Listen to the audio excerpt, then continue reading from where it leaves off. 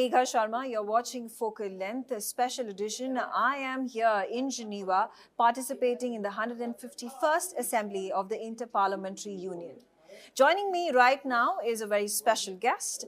I have with me Member of Parliament of the Labour Party from Norway. His name is Tellef Inge Mørland. Thank you very much for speaking to us on NewsX World.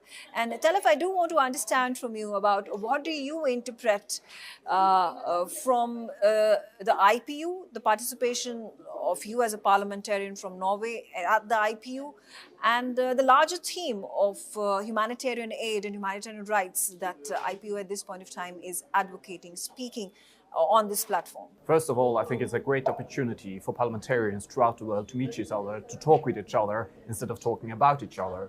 And of course, at these times, there are many critical situations around the world, and then it's extra important that those who are doing humanitarian aid and work are safe, and that the humanitarian aid comes through to those who are in a deep, deep crisis.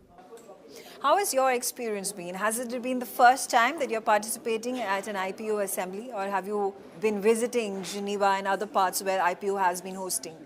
I've been the chair of the Norwegian delegation for 4 years now, so I've been attending several assemblies, and I think it's very nice to have an arena where you can have a dialogue with people from other countries representing their country. So we have, for instance, had a bilateral meeting with Australia this time, and we have a lot in common. So we have, for instance, discussed social media and boundaries. When you are a child, when should you be able to attend social media? And we have in Norway now a proposal saying you should be at least 15 years old in order to be on the social medias. Because we know that there are a lot of fake news, for instance. There are artificial intelligence that makes stories that are not true. And it's easy, even for me as an adult, to believe that this is true. And then it's even more difficult for a child to understand what's true and what's not true. Right, absolutely. What are the key issues that you have raised as a parliamentarian and representative of Norway here at the IPU Assembly?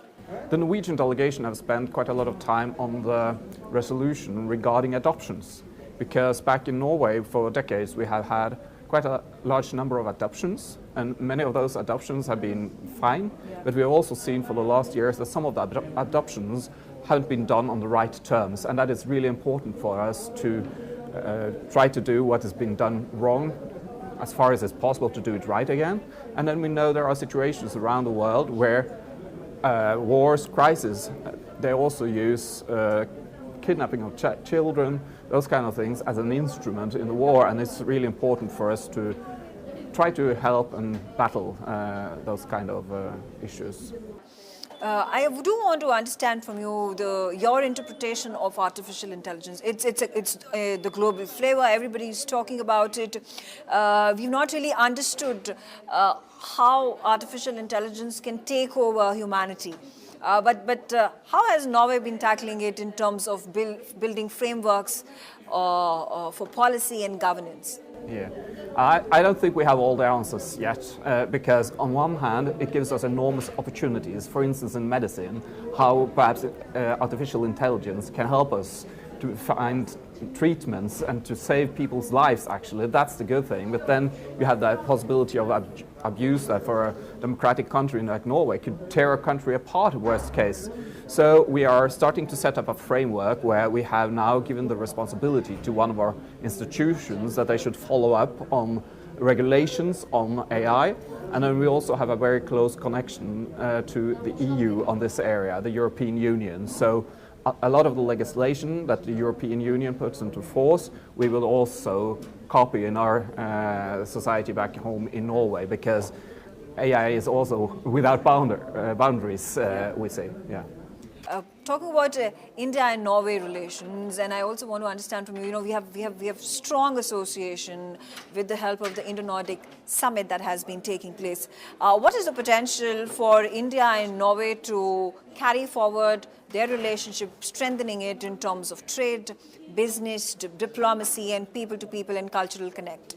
Yeah, that is really interesting, because I think it was 1st of October this year, actually a free trade agreement between Norway and India, because Norway is a member of what we call EFTA in our region, was put through in work now.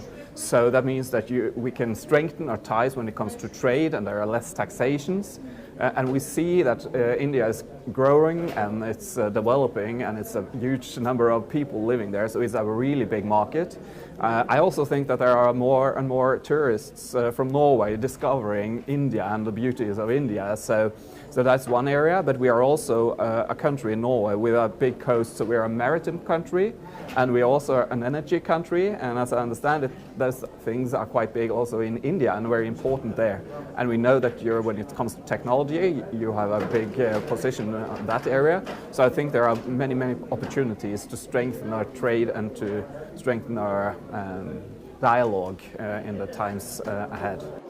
Do you think the tariff war that has been imposed by US President Donald Trump has pushed countries to build trade relations and supply chains shifting from the traditional partners, that is United States of America and the rest of the world, to opportunities that are now being explored between India and Norway for that matter?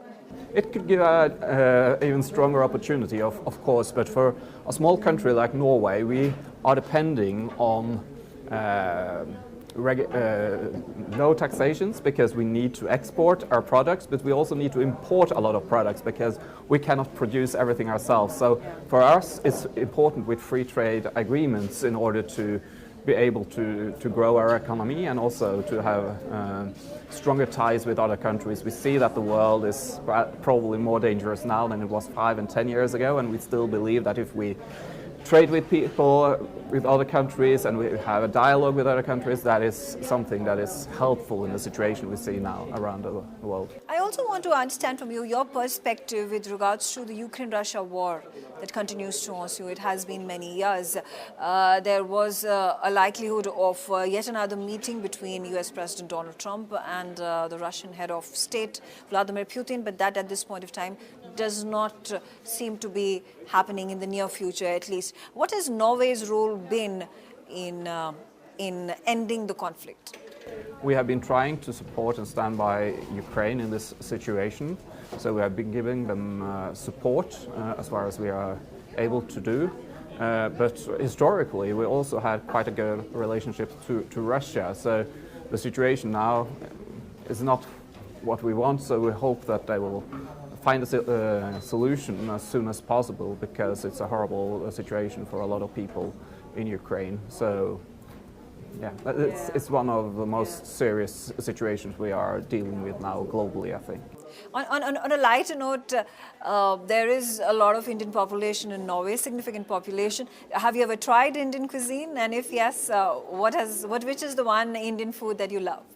Absolutely, I tried it. I live in a small city myself, and even there is a small Indian restaurant. Yeah. So I think we have Indian restaurants in almost all of the bigger cities throughout Norway. So I usually try one of the dishes with shrimps, with king prawns and so on, but there are also very nice lamb dishes and so on, and naan bread, and yeah. So Norway has traditionally been a country far up north, and we've perhaps been a bit isolated, but I think the Indian cuisine is taking a bigger place in Norway, and that is a really good thing. And finally, if there was this one place that you wanted to pick for people from across the globe to visit Norway, what is that? Which place would that be? Well, it depends what you like, if you like summer or if you like winter. But I would say if you go to a place called Svalbard, Spitsbergen, it's quite cold there, but it's just amazing. It's just something completely different. It's very far up north, so I think it's the furthest northern population that actually lives there throughout the whole year, a couple of thousand inhabitants. Longyearbyen, you will have a magnificent experience if you go there. But we want a lot of Indians to visit Norway, the whole of Norway, because we want to grow when it comes to tourism, and we see that you are growing as a country and people are able to travel more. So I hope a lot of Indians want to go to Norway and visit us. Tellef, thank you very much for speaking to me on NewsX World. You're welcome.